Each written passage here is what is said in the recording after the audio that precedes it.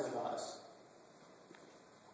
Psalm 86:5 says, "For you, Lord, are good and ready to forgive, and abundant in loving kindness to all who call upon you." Yes, the Bible has much to say about forgiveness, but so does the world we live in. You know, the world we live in talks about forgiveness, or the opposite of that, revenge. And Tom, I think you might be familiar. I'm going to just kind of talk about some ways that the world talks about forgiveness with some song lyrics. Tom's an old rock and roller, just like I was. This song says, "You got a lady and you want her gone, but you ain't got the guts. She keeps nagging at you night and day, enough to drive you nuts. Pick up the phone, leave her alone, it's time you made a stand. For a fee, I'm happy to be your backdoor man." And then it goes on to say, "Dirty deeds done dirt cheap," by a band named AC/DC. That's how they deal with somebody that's done them wrong. Another song says, "I never felt this mad before. When I just found out she don't want me no more. If I get her in my sight, boom, boom, out go the lights."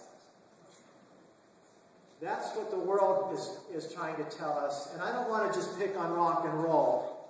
So I'm going to go to country and read some lyrics too. Some lady.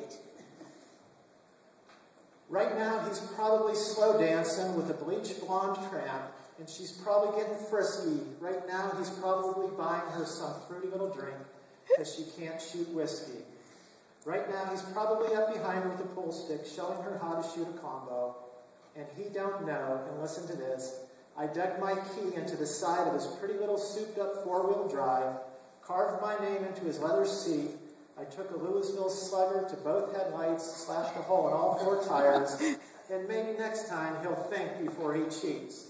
And that's the name of that song, Before He Cheats, by Carrie Underwood. So that's kind of like what we're getting bombarded with. There's even a program on ABC, it's called Revenge. I haven't watched it, but I guess the whole program deals with this one woman and the way she tries to go out and exact revenge from those who have wronged her. But the Bible is different. Max Lucado, in talking about forgiveness, and this was so kind of summed it all up for me, says, "Forgiveness is unlocking the door to set someone free and realizing you were the prisoner." That's what forgiveness is. Corrie ten Boom, and I don't know if you're familiar with Corrie ten Boom, amazing woman. She passed away back in the 80s. She and her family were living in,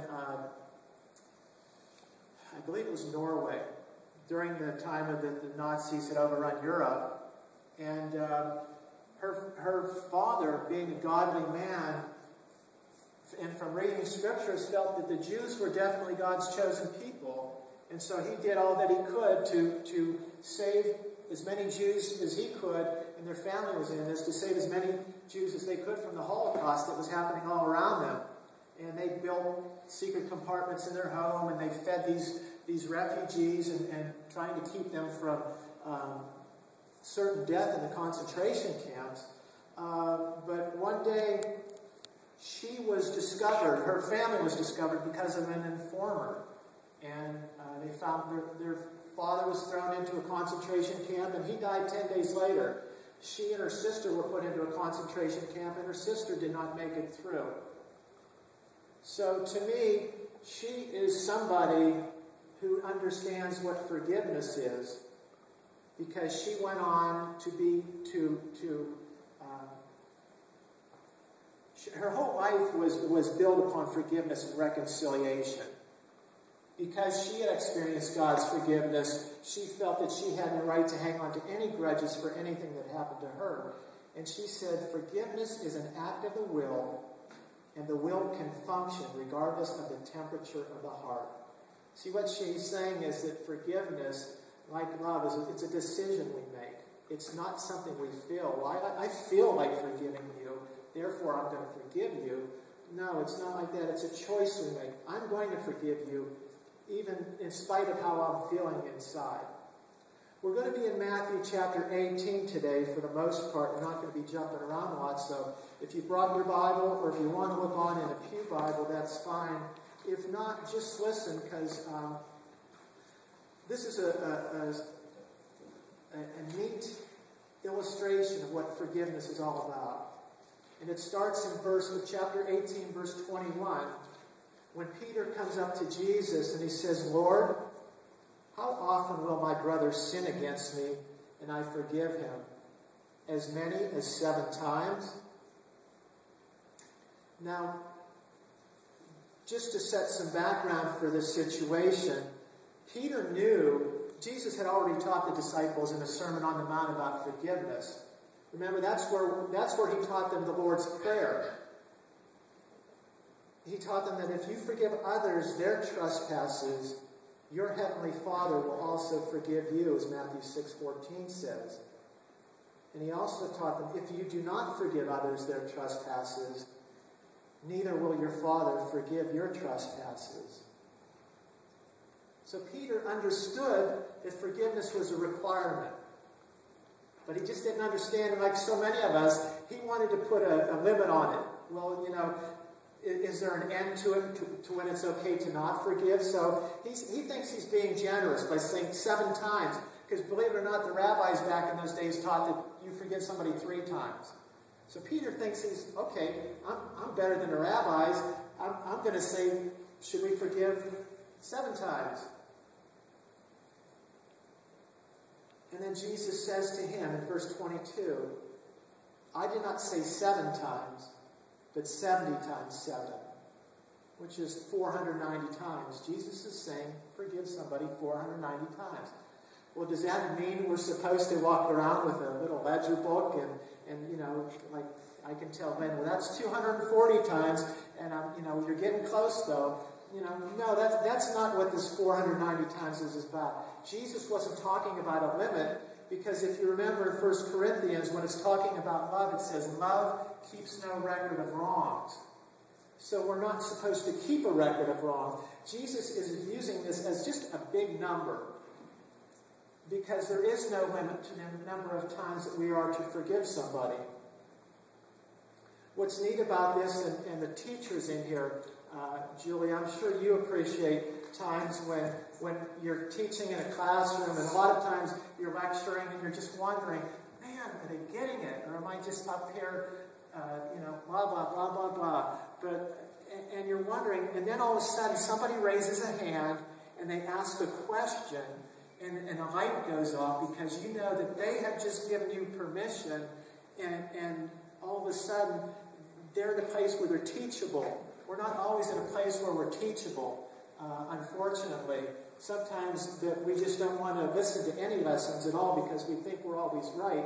But this was a time when Jesus had a teachable moment, if you want. And parents, those of you who are parents know what that's all about. Those times when your kids, maybe they've done something wrong or something has happened, and you can teach them, not just to teach, but you can teach them a life lesson.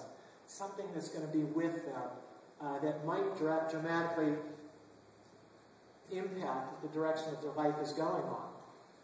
So anyways, Jesus is now going to go into a parable. And all a parable is it's a story to teach some type of a truth. That's all parables were. And Jesus taught in parables. They're very effective because they take things that people are familiar with, but they lead them to an understanding of this bigger truth that he's trying to teach. So he starts off in verse 23. Therefore, the kingdom of heaven may be compared to a king who wished to settle accounts with his servants. Okay? So picture that, a king, he wants to settle accounts with his servants. And basically, just remember, servants back then, often, they were entrusted with the financial resources that the king or the wealthy person had. So if you were my servant, you might be in charge of my cattle, or you might be in charge of my money, or you might be in charge of this part of my estate. And it came to the point where this king wanted to settle accounts. It's kind of like a day of reckoning where he's saying, okay, I want to see how you guys are doing with my stuff, with my money, with my goods. So when he began to settle, one servant was brought to him who owed him 10,000 talents. And I've always liked this story, but as I've dug deeper into it, I begin to appreciate it even more so. Evidently, a talent was the largest sum of money that there was, of the largest denomination, let's put it that way. One talent represented 15 years of labor. Okay? So if you do the math, this servant owed him 10,000 talents.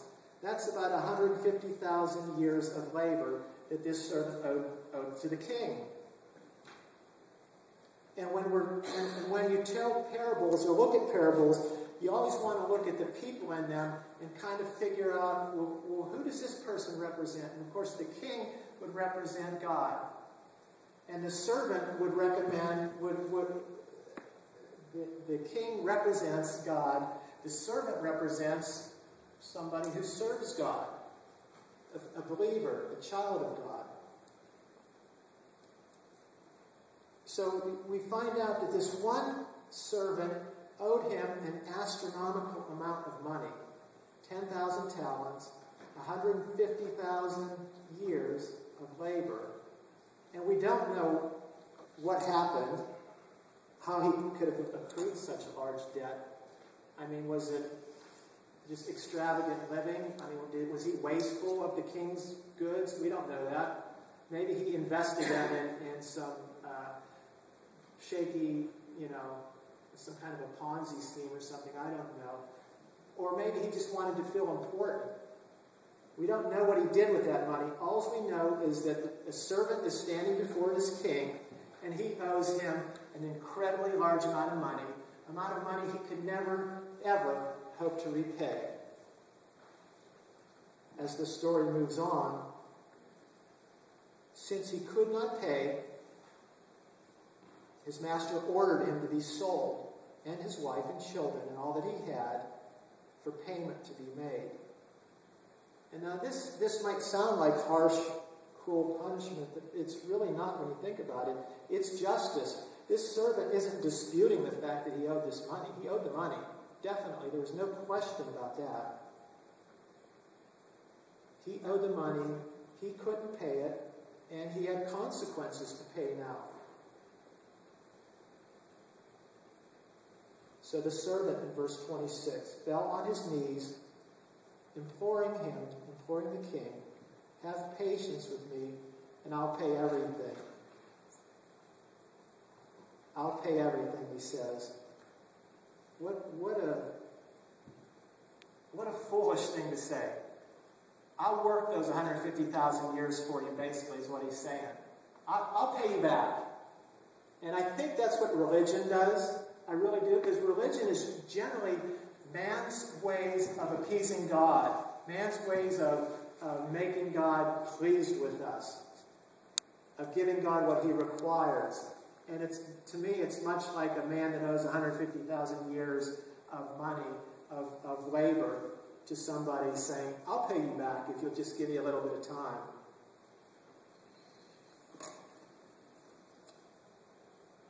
But I think this is where God's Spirit comes into the picture, and begins to work not only on us, but on those around us too, where we begin to see the foolishness of trying to gain God's approval through our works. The debt's too big. There's not enough time to pay the debt. So verse 27 says, out of pity for him, the master of that servant released him and forgave him the debt. So we've got a debt that can't be paid, a man that can't pay the debt, now enter grace and mercy into the picture. Mercy is when is not getting what we deserve, and grace is getting what we don't deserve. Mercy is not getting what we deserve, and this man deserved to be in prison. There's no doubt about it. And grace is getting what you don't deserve, and he got an enormous debt removed from his account. And we talked about redemption last week, and I think this really dovetails very well into what we talked about last week. That this forgiveness of our debts, this redemption that Christ purchased on the cross, is available for everybody here today. If we will just, by faith, claim it for ourselves. We acquire infinite grace and mercy, and we get debts paid that we could never, ever hope to work off. Now the story gets interesting. And I'm sure many of you are familiar with this. Verse 28 says, "But when that same servant went out, he found one of his fellow servants who owed him 100 denarii. That sum there, a denarii represents about 1 day's wages. So this guy owed him about 100 days' wages, which is significant if you think about it. And this, again, another legitimate debt. So the first servant seizes the second servant and begins to choke him, saying, "Pay what you owe." Now, he's not doing anything illegal other than choking this guy. I don't know if there were penalties for that back then. But this guy owes him money too, and he's saying, "You owe me money, pay me back." There's nothing wrong with that. But what's wrong, what's drastically wrong here is the heart of this servant. And that's what I want to talk about. So his fellow servant in verse 29 fell down and pleaded with him, "Have patience with me and I will pay you." And does this sound familiar? Because it's almost word for word the exact words that the first servant had said to the king.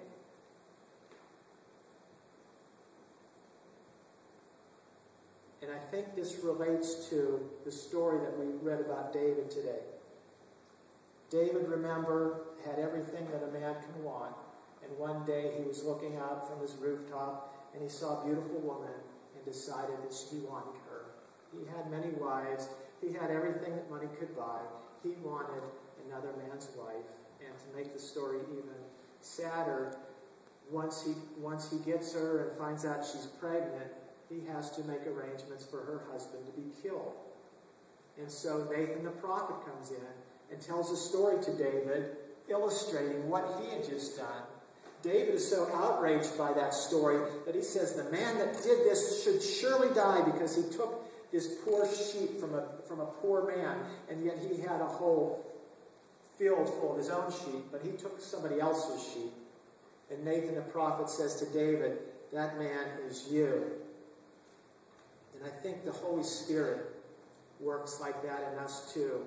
Because often we think that we're okay, that what we're doing is all right, when like the servant or like David, there are things in our lives that aren't right, that we need to get right with God. But we like to find faults in other people sometimes and not focus on our own. So the servant, down on his knees, "Have mercy on me, patience, please, I'll pay you back." The first servant refused and went and put him in prison until he should pay the debt. Now, I don't know why he did that. He didn't really need the money to pay back his debt because his debt was already forgiven. And he could have made arrangements with this man for him to pay him back in payments, whatever. I mean, that would have been the civil thing to do, but he didn't. He threw him in jail. And as a sidelight to this, in Proverbs 22:7, says that the borrower is the slave to the lender. And just we need to be aware of that too as people, that anytime we get into debt, we're losing our freedom.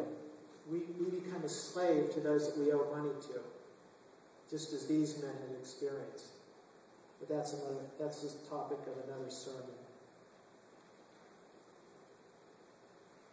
When his fellow servants, verse 31, saw that what had taken place, and I think the fellow servants, at least as far as I'm concerned, they would represent the church body. They saw what had taken place, how this man who had been forgiven the great debt would not extend that same mercy to the one who owed him. They were greatly distressed. And they went and reported to their master all that had taken place. I believe as a group, as a body, today, that God is calling on us to be greatly distressed when we see this kind of iniquity around us. When we see sin and the consequences of sin. I believe that we are called to get involved. I think that's what God is calling us to do today. And I think this story can kind of illustrate that to us. So the master, in verse 32, summoned the first servant back to him. And he says, "You wicked servant, I forgave you all that debt because you pleaded with me." You see, when we're servants to God, when our debts have been forgiven, our servanthood doesn't change. We're still servants of God. That never changed with this man. He was still under the authority of the king, even though his debts had been forgiven him. But he should have had a heart of compassion. He should have said, "I've experienced such a marvelous forgiveness that I should be forgiving too." And anything less than that is sheer hypocrisy. And Jesus always talked about hypocrisy of the religious people of his day.